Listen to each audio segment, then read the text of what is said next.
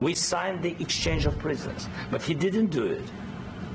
What kind of diplomacy, JD, you are speaking about? What do you mean?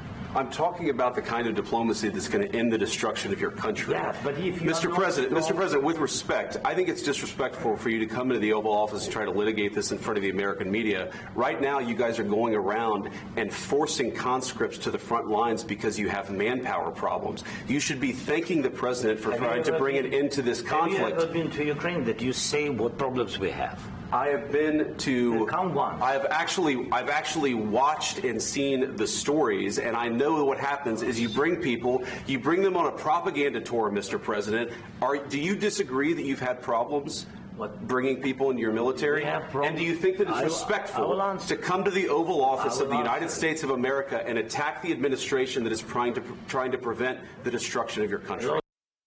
Right now at 4:30, talks over America's involvement in the Ukraine war today between President Donald Trump and Ukrainian President Volodymyr Zelenskyy exacerbated in an already strained relationship. The nearly 11-minute-long meeting turned into a shouting match between the world leaders as hopes of a possible peace deal fell flat. A few hours ago, South Carolina Senator Lindsey Graham backed President Trump for what happened in the Oval Office and called for Zelenskyy to step down.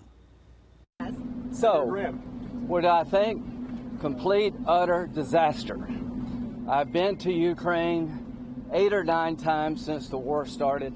I understand the consequences of Putin's actions against Ukraine. I appreciate what the Ukrainian people have done. They fought like tigers. At the end of the day, I was hoping that this minerals deal, which would be transformative in the relationship, would go over well. I talked to Zelenskyy this morning. Don't take the bait. President Trump was in a very good mood last night. Somebody asked me, am I embarrassed about Trump? I have never been more proud of the president. I was very proud of J.D. Vance, standing up for our country. We want to be helpful.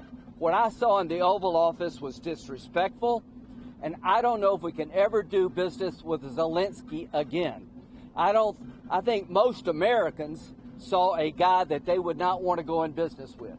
The way he handled the meeting, the way he confronted the president was just over the top. So I think the relationship between Ukraine and America is important, vitally important. But can Zelenskyy do a deal with the United States? After what I saw, I don't know. Senator Graham, 2 questions. What did President Trump say to you? You just had lunch with President Trump. What did he say to you about his interactions and whether he thinks he was shocked? He was very upbeat. I told Zelenskyy, we'll talk about security guarantees. We'll talk about ceasefires and how the war ends. This is a process. You have a new relationship with America, a $500 billion, half a $1 trillion deal that President Trump is proud of, that gives us an interest worth defending. Let's talk about the positive. But he was terrible at Munich, Zelenskyy, and I think he has made it almost impossible to sell to the American people that he's a good investment, that he is a good business partner. Last question. Senator, hey, one at a time. One at a time. Christian Daytime. Christian Daytime. Thank you. Do you think President Zelenskyy needs to resign to resume these peace talks? He either needs to resign and send somebody over that we can do business with, or he needs to change. Do you regret the Senate approving all that fun?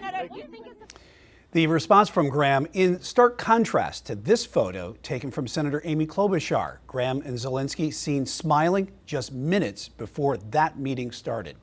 Senator Graham is so far the only lawmaker from the Carolinas to make public statements on this meeting. And ahead in just a few minutes, we're going to go live to our reporter in Washington, D.C. for how these talks came about and how they quickly broke down, ending with the Ukrainian president and his team being ushered out of the White House this afternoon.